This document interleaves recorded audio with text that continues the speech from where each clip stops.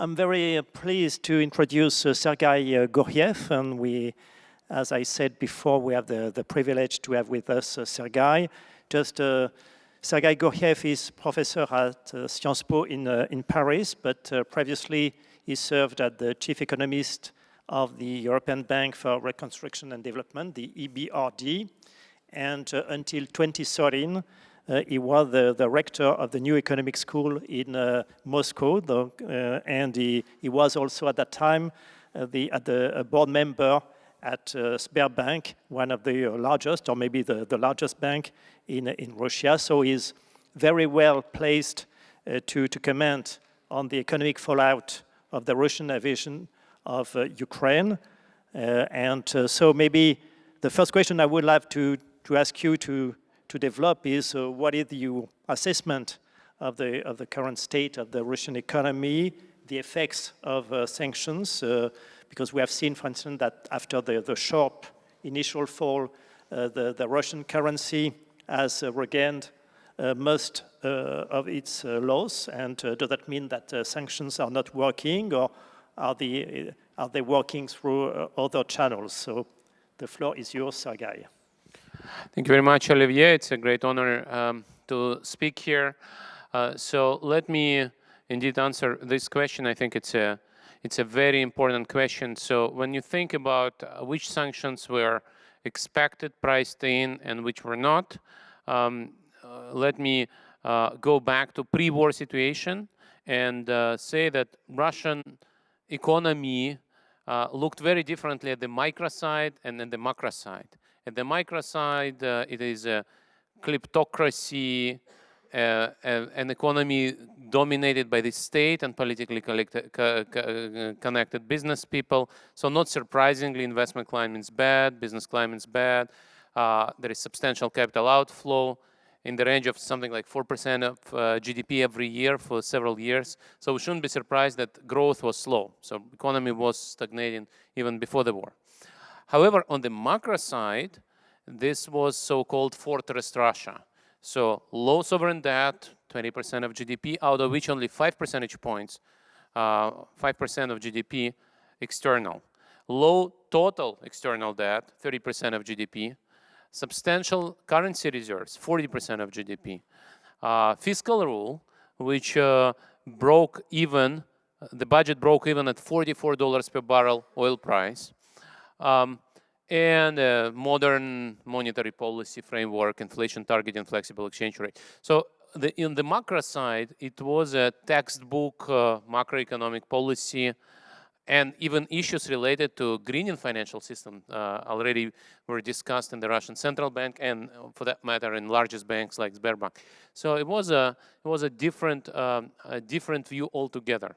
However, the economic policymakers were not aware of the war, did not prepare for what was coming, and definitely were surprised when on the third day of the war, the West sanctioned the central bank itself. And that was unexpected at all. The worst scenario that we now know from leaks and conversations with people in Moscow, we know that the worst they expected was de-swifting. I love this new word, de-swifting of major Russian banks, which has happened. But they thought it would not be anything worse than that. Now, these sanctions pretty much destroyed the major tower of fortress Russia. And so the stock of cash, stock of foreign cash accumulated by Putin was destroyed.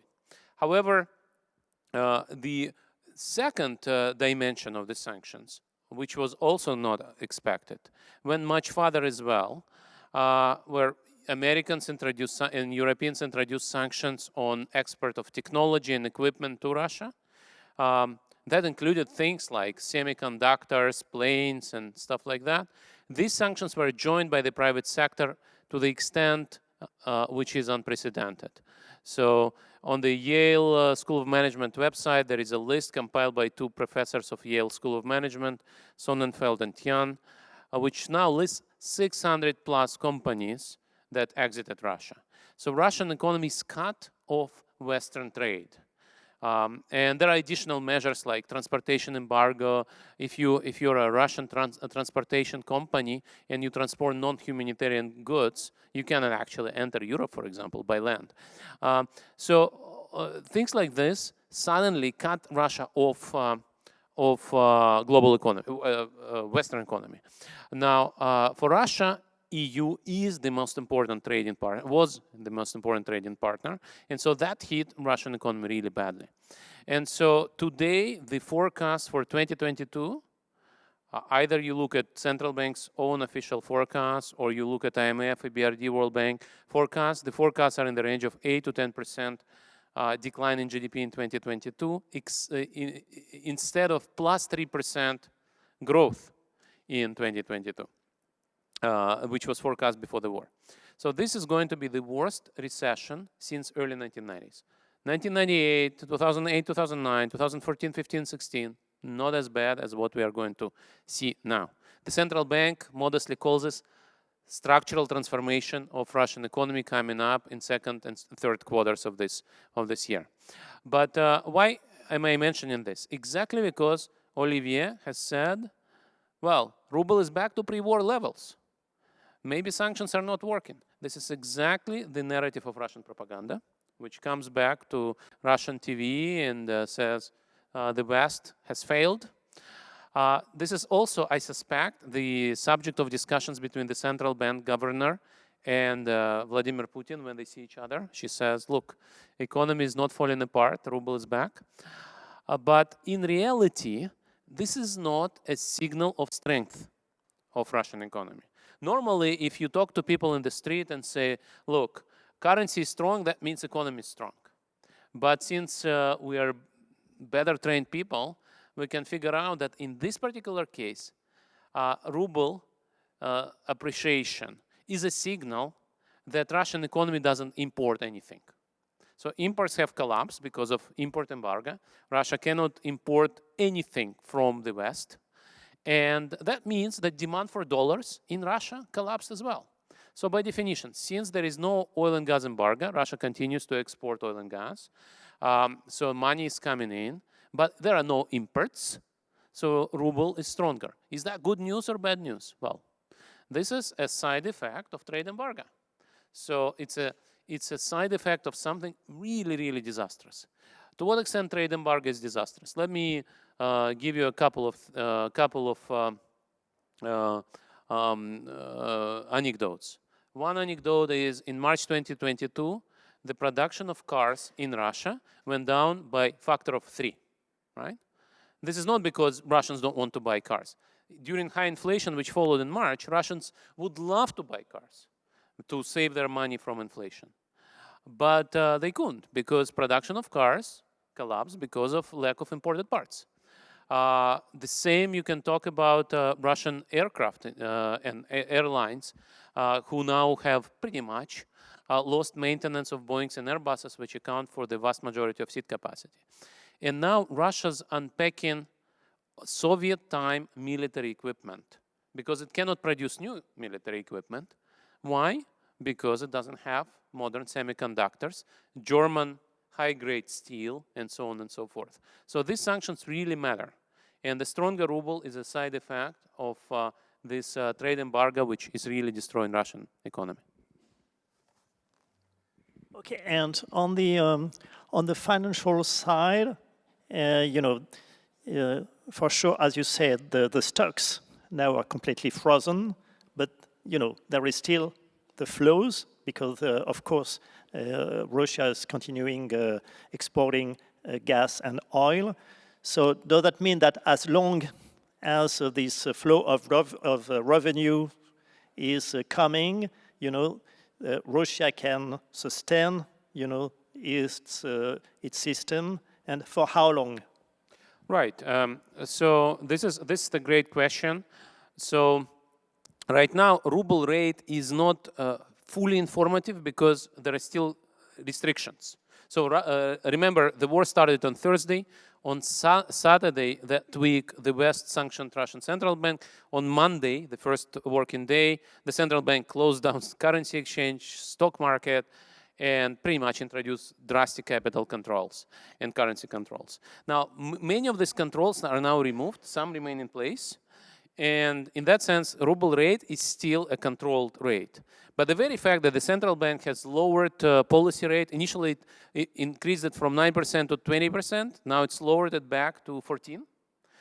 The fact that it reduced constraints and restrictions suggests that ruble is close to its normal market rate. And right now, indeed, as you rightly said, there is influx of cash. Now, I mentioned that for fiscal balance, Russia, before the war, would need $44 per barrel. Where is the situation now? $44 per barrel is based on plus 3% growth. Once you move into minus 10% GDP change, of course, you need more revenues to cover the increased deficit because you collect less of other taxes, you need to pay unemployment benefits and stuff like that. So where is the cutoff price right now? So there is no good quantitative estimates, but quick estimates suggest $70, $75 per barrel. So if Russia is exporting as much as before the war and gets paid $70, $75 per barrel, the fiscal equilibrium is there. What is happening right now? Russian production has come down by about 10%. And the oil price that Russia gets paid is exactly in the range of $70, $75 per barrel. So we are in near balance. Because of inflation, Russia is late with some indexation. So Russia is actually already in the real austerity mode because some expenditure is not indexed. So Russia is cutting some pensions, if you like, through non-indexing them. But overall, the system is functioning because oil prices are high, and even with the discount, Russian budget is running even a little surplus. Now, why am I mentioning the $70, $75 that Russia is actually being paid? The actual price is above 100. But because of the private sector boycott, it's very hard to sell Russian oil. And so Russian oil companies sell it to India at a lower than market price. Previously, Urals, the Russian oil, would trade at $2 or $3 discount to Brent. Now this discount is literally $30, $35. So, but to sum up, what I just said is, even with the discount, even with the decline in oil output, the financial system now is pretty much in equilibrium. Without further tariffs on Russian oil exports or oil embargo, Russian financial system, Russian fiscal system is functioning more or less okay. Now, there are full blocking sanctions against major state banks and some private banks. Some private banks are not sanctioned yet. And one state bank is not sanctioned yet because that's the bank which handles oil and gas payments, the Gazprom Bank.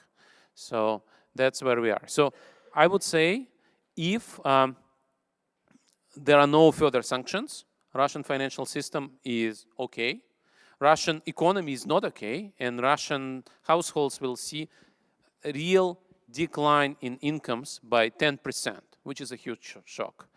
And this is the first time when Mr. Putin is facing a major economic shock, a recession, without sovereign wealth fund, because it's frozen. So we'll see what happens. But overall, financial system is okay. There'll be a major increase in inflation this year. So by the end of the year, the inflation will be probably 20%, which is very, very high.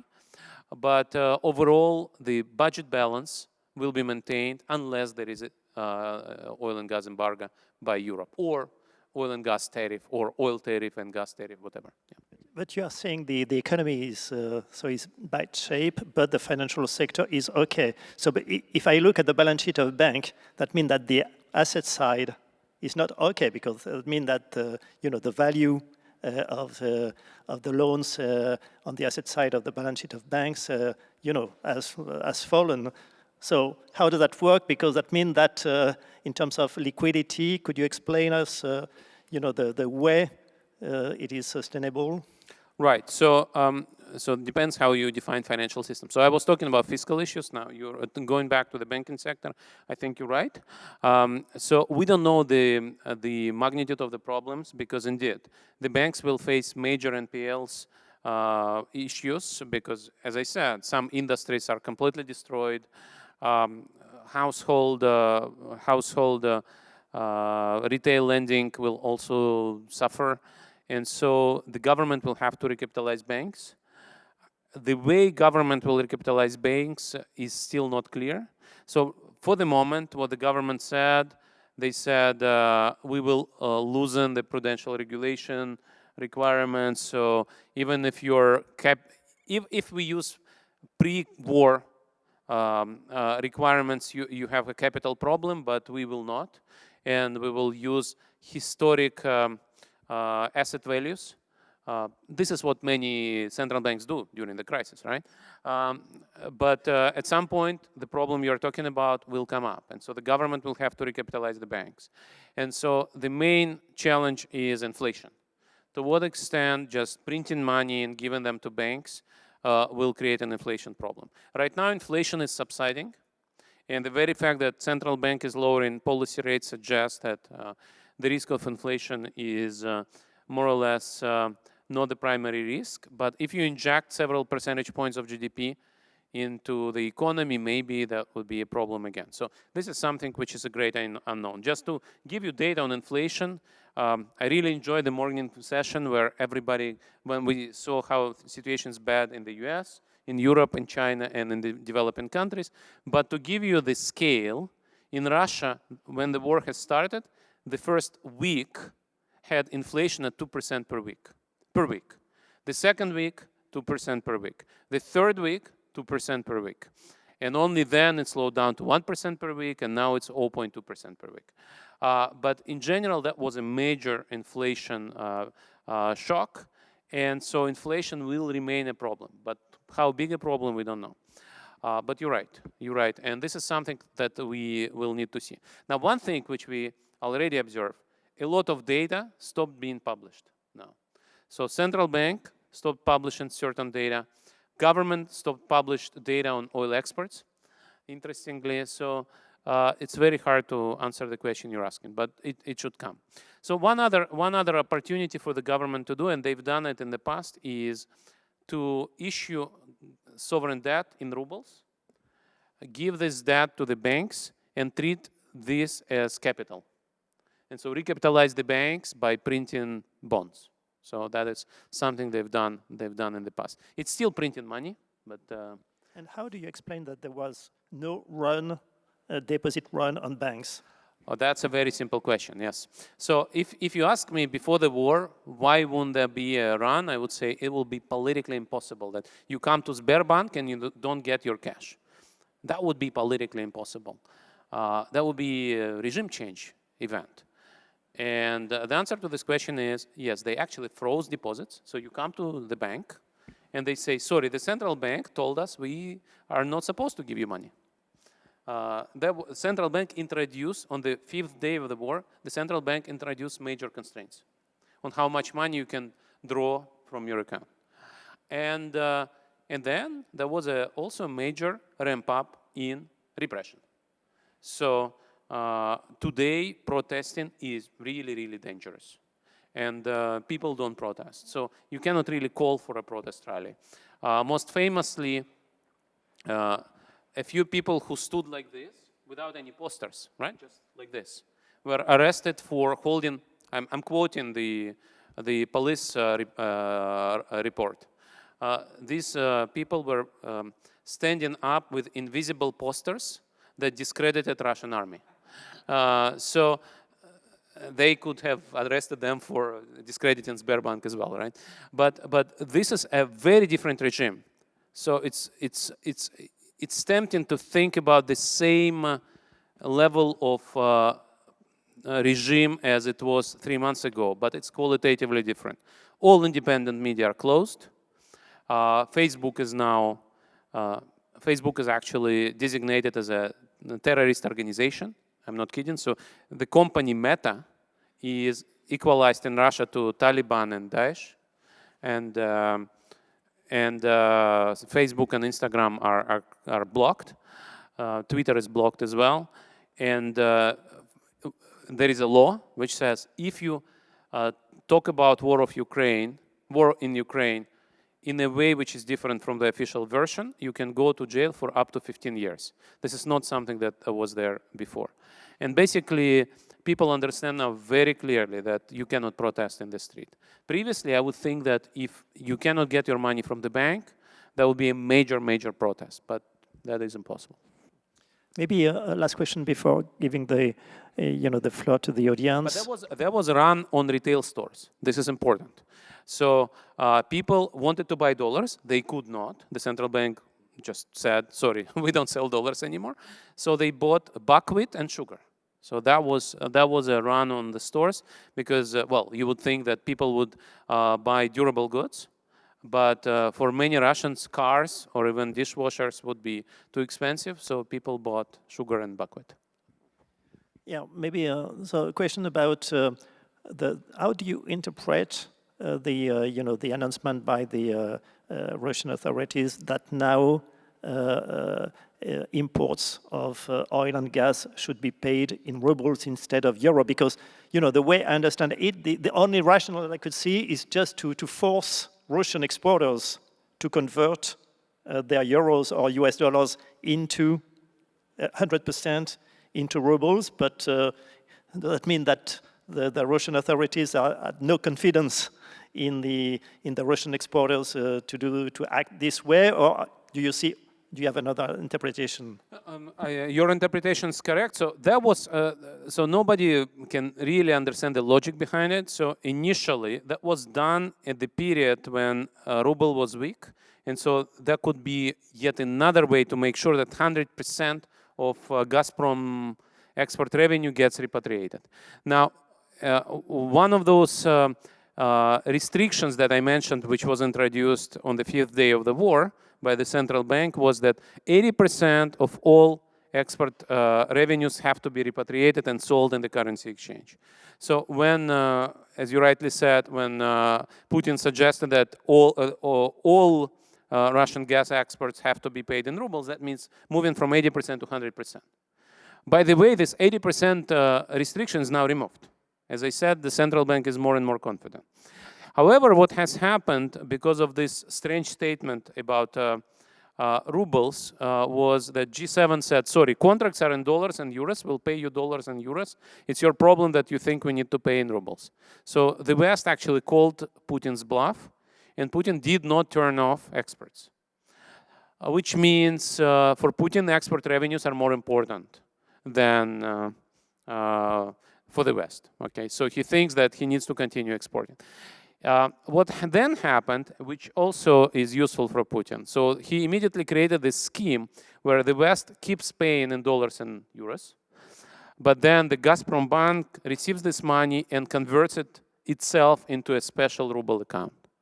So that means that Gazprom Bank is protected from sanctions. So if you want to continue buying Russian oil and gas, you have to keep carve-outs for Gazprom Bank. So, yeah. And again, one of the things, you rightly said that government is not trusting exporters because it's very easy to leave some of export revenue abroad. And one other thing I would mention, in the last months, about 4 top-level Gazprom and Gazprom Bank officials committed suicide, including in Europe. Some first killed their family and then committed suicide. And that suggests that this is a very difficult relationship, a very stressful job, if you like, to work in this business. Okay, so is there any question from the floor? So on this row.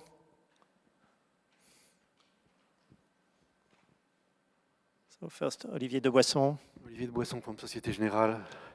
Thank you, Guriev, for your remarks. It's good to hear your voice in these troubled times. I'm interested to have your view on the Russian counter-sanctions and to which extent there is a sort of strategy there.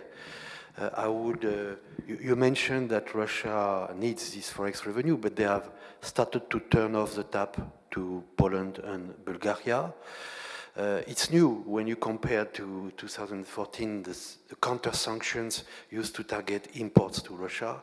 Now it seems there is a possibility that gas could stop flowing.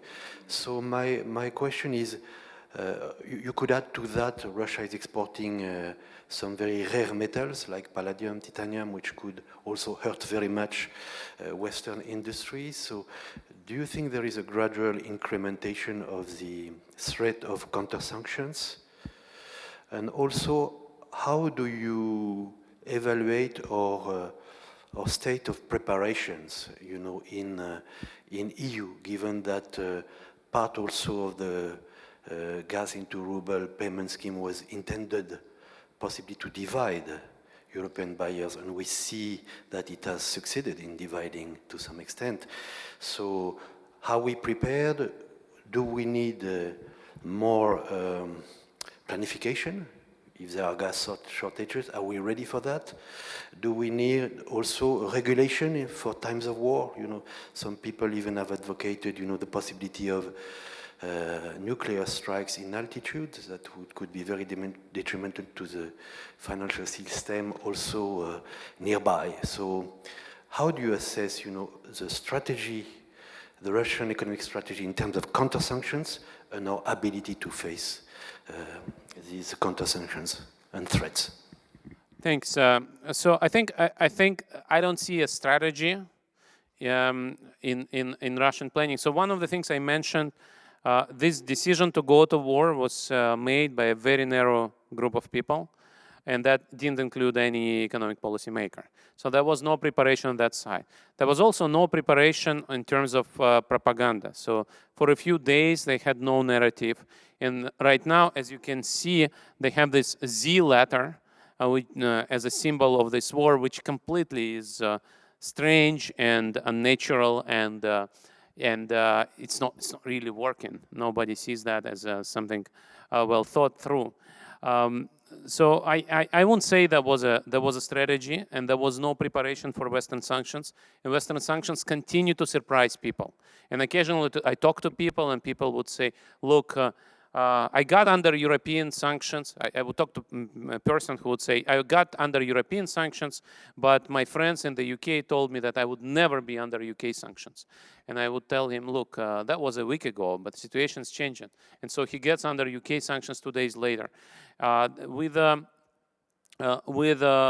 sanctions which come every week, there are still new ideas coming. I would mention there is an op-ed by in Washington Post by Michael McFaul, who is a former ambassador, US ambassador to Russia. He also gathered a group which he modestly called International Working Group on Sanctions, of which I am a member.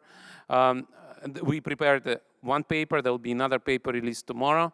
In this op-ed, he produces very innovative ideas about sanctions. For example, we announced a list of positions which will be sanctioned. So all board members of state companies, for example, or all deputy ministers, or all governors and vice governors of Russian regions. And then we give you a few weeks to step down, otherwise you'll be sanctioned. So there are many things which come up every week, and I think this is where Russians are taken by surprise all the time. Now, regarding dividing the West, I would say on one hand it worked. On the other hand, EU, as we see this week, has become much more innovative, saying, okay, if you don't want to introduce embargo now, we give you additional 20 months. And why not? So the whole idea of the oil and gas embargo and oil and gas tariff is to reduce Putin's budget revenues. And whether Hungary continues to import Russian gas or not for another year, it's not going to change much. So on your comment on turning off gas exports to Poland and Bulgaria, that, again, this is something which was a warning to say if you introduce oil embargo, which is discussed right this week, I will turn off the tap to Italy or Germany. But this is not happening, right? We don't see that happening because Bulgaria and Poland are big countries, but not very important relative to such big buyers as Germany and Italy. So that has not happened. So this is a brinkmanship game.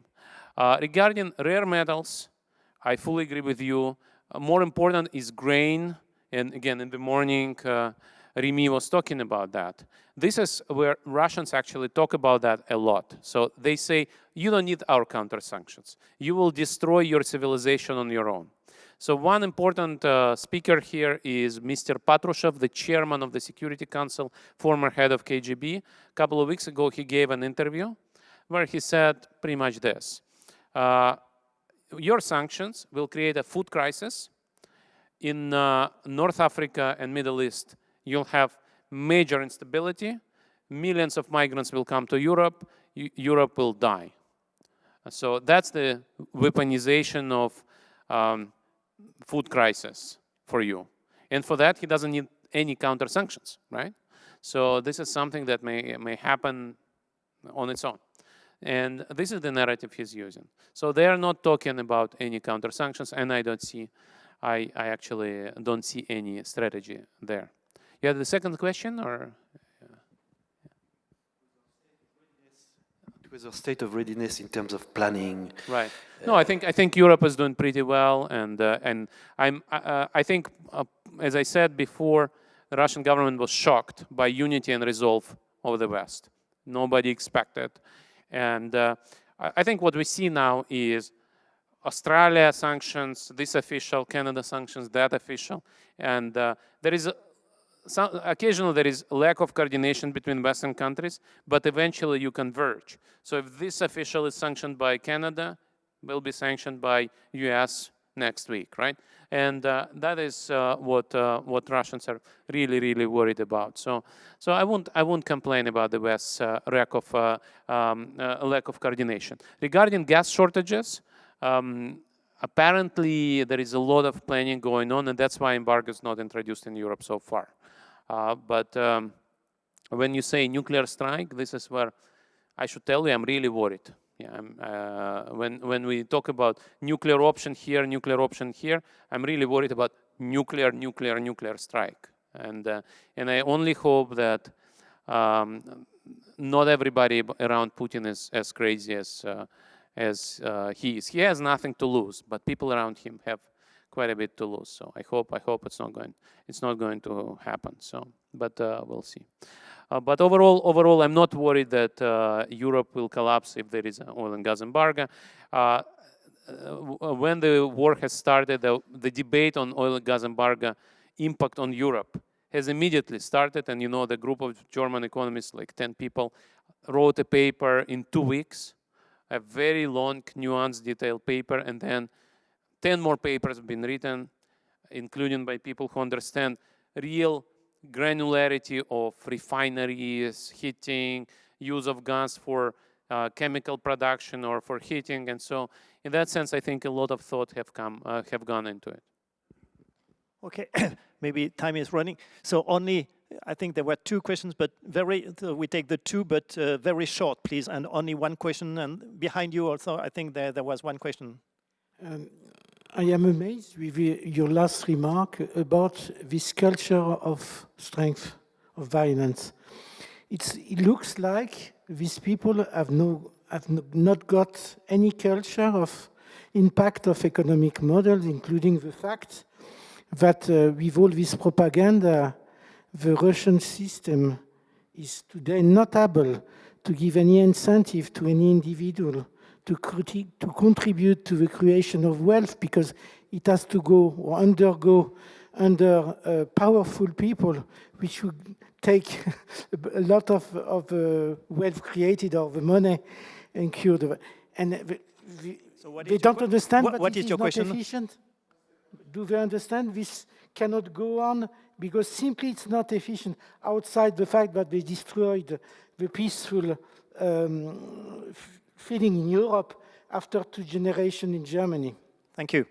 And so I know, it's okay. I know, so there was only, so it will be the last question for... Right. So I'm a political economist. The whole idea of political economy is sometimes bad economics is good politics, right? So this particular regime wants to stay in power. This particular political leader wants to stay in power. Sometimes that means at the cost of sacrificing economic growth. We've seen that in the last 10 years.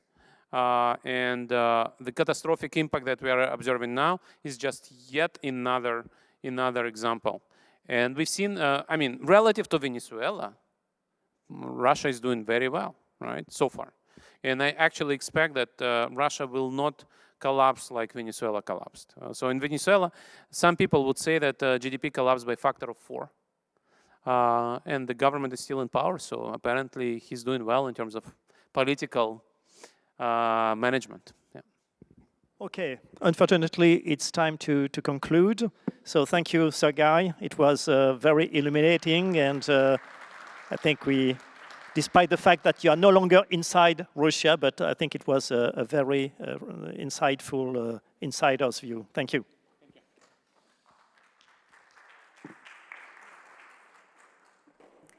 Thank you very much, and we are coming here to the conclusion of our day. It was an extremely interesting, if not humbling, day.